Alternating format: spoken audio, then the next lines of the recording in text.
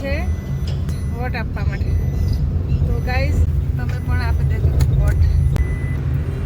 તારીખ 7/5/2024 ને મંગળવાર લોકશાહીના મહાપર્વ નિમિત્તે આજે અમે મતદાન કરવા જઈએ છીએ. આપ સૌ લોકો જરૂર જાઓ અને આપ મતદાન કરો. તો ગાઈઝ અત્યારે અમે મતદાન કરવા આવ્યા હતા તો મત થઈ ગયું છે. તો તમે પણ મતદાન કરી આવજો.